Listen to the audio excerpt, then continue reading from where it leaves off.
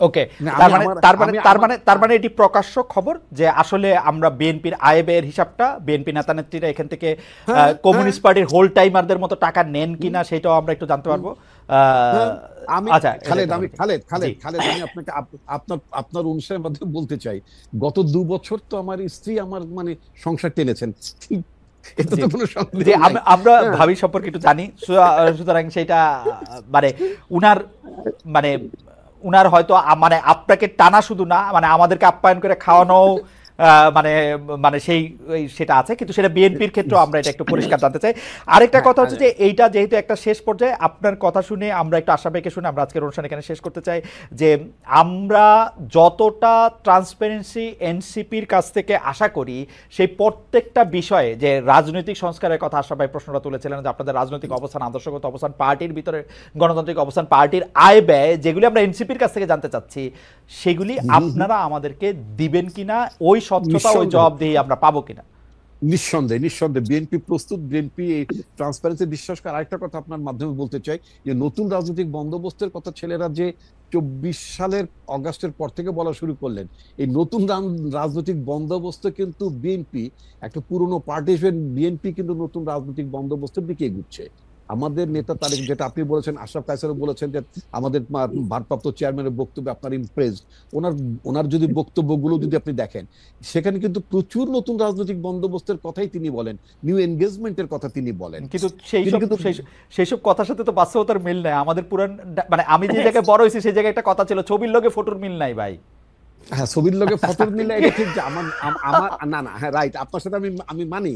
এখন আমার নেতা এই কথা বলছেন, কোনো ক্ষেত্রে যদি সেটা আমি অনুসরণ না করি, তার জন্য তো আমার নেতার রেসপন্সিবল। কিন্তু নেতা যখনই জানছেন, তিনি কিন্তু ব্যবস্থা নিচ্ছেন।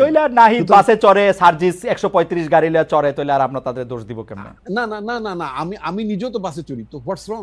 না, because you are Nahid, good নেতা, বা আপনার মতো হইতে চায় নাহিদ, আর আমি হচ্ছি ব্যাড নেতা, আমি হচ্ছি সার্জিস, আমি 165 গাড়ি লিয়ে চড়ি।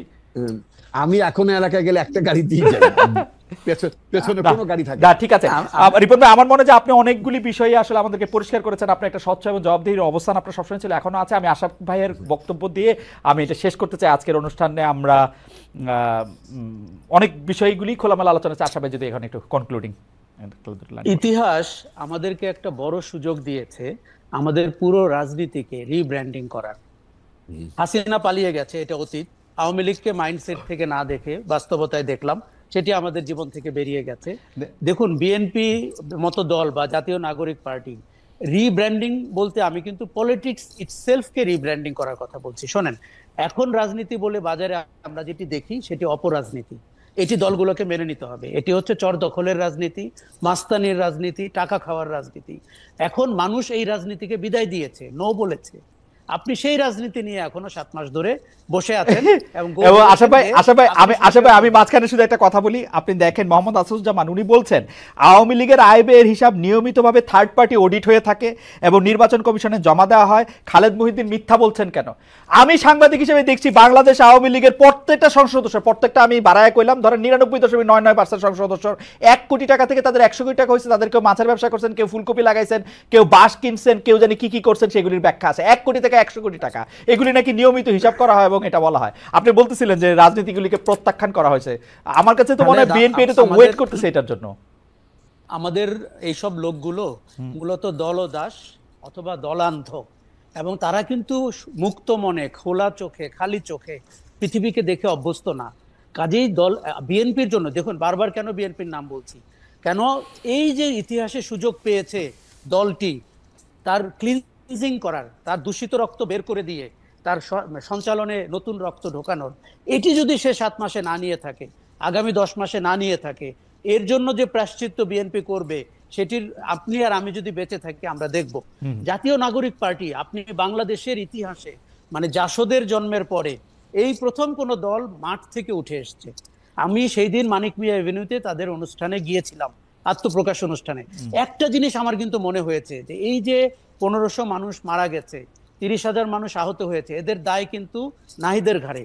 এরা কিন্তু ওই দিন অনুষ্ঠানের সম্মুখভাবে আমার পাশেই ছিল।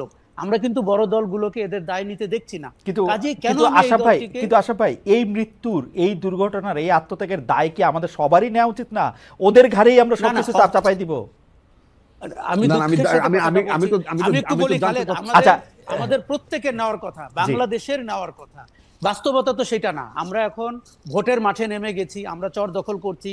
সেই সচিবালয়ে গেলে আপনি দেখবেন যে কোন সব লোকগুলো আবার ফিরে এসেছে প্রশাসনে, সেই কালপ্রিটরা ফিরে এসেছে। শোনেন, ভুক্তভোগী ছিল না, অন্যায় করা হয়নি, এটা আমি একবারও বলছি না, কিন্তু শেষ পর্যন্ত আমাদের প্রত্যেকের ঘাট থেকে আমরা দায়টি ফেলে দিয়েছি। আমরা যার যার জীবনে ব্যস্ত হয়ে গেছি। আমাদের অন্তর্বর্তী সরকারের উপদেষ্টা থেকে শুরু করে অনেকের মধ্যে আমি অ্যাম্বিশন টের পাচ্ছি। তারা পদ পদবি দখল করেছেন, তারা সারা জীবনে যা করতে পারেননি এখনই তা করে ফেলার চেষ্টা করছেন, এবং আমি বলবো এটি ভয়ঙ্কর। আমার মনে হয় যে শোনেন, আমরা যেহেতু আমি শুধু বলি, আমাদের প্রত্যেকের এই কারণেই কিন্তু অপশাসন আবার ফিরে আসতে পারে, এবং অথবা নতুন যারা শাসক হবেন তারা ওই অপশাসনের প্রতিচ্ছবি হবেন বলে মানুষ ভয় পাচ্ছে। যেহেতু বিএনপির কথা বারবারই আসলো, রিপন ভাই আপনি এইবার তাহলে এটা শেষ কথা বলে দেন 1 মিনিটে, আপনি বলতে চাইছিলেন। না, আপনি যেটা বলছিলেন যে মানে এই দায় বলতে বোঝাচ্ছে যে যারা আপনার 24-এর আন্দোলন যারা মানে শাহাদত বরণ করলেন, পঙ্গুত্ব বরণ করলেন, তাদের দায় এনসিপির কাঁধে শুধু যাবে কেন? বড় রাজনৈতিক দল হিসেবে নিঃসন্দেহে এইটার দায় তো বিএনপির কাঁধেও, তাই না? এবং সমগ্র রাষ্ট্রের আমাদের সবার কাঁধে এর দায় আছে, এবং এই দায় আমাদের সবার শোধও করতে হবে, এটাও সত্য কথা। যদি সেটা করতে না পারি, তাহলে এই বিপ্লব, এই অভ্যুত্থানের চেতনা যদি মার খায়, তাহলে বাংলাদেশ ভীষণভাবে হোঁচট খাবে। ওকে, তো আমি বিশ্বাস করি যে বাংলাদেশ নিঃসন্দেহে পিছিয়ে যাবে না, বাংলাদেশ এগিয়ে যাবে, এবং আমাদের নেতা তারেক রহমানের নেতৃত্বে আমরা যে একটা নতুন যে রাজনৈতিক বন্দোবস্তের কথা বিভিন্নভাবে আমরা বলছি, এবং আমরা নিঃসন্দেহে যদি দেশ পরিচালনার দায়িত্ব পাই, আমাদের সম্পর্কে যত নেতিবাচক মানে প্রচারণা হোক না কেন, আর মিডিয়া ট্রায়ালের সম্মুখীন হই না কেন, আমরা নিঃসন্দেহে আমরা অবশ্যই প্রচারণা এবং মিডিয়া ট্রায়াল চলতে থাকবে। রিপন ভাই, আমরা আপনাদেরকে দেখতে থাকবো, আমরা বিবেচনা করতে থাকবো। আশরাফ ভাই আপনাকে অনেক ধন্যবাদ, রিপন ভাই আপনাকে অনেক ধন্যবাদ। দর্শক, আগামী অনুষ্ঠানে নিশ্চয়ই আপনাদের সঙ্গে দেখা হবে। তার আগে আপনাদের সবাইকে অনেক অনেক ধন্যবাদ এবং শুভেচ্ছা।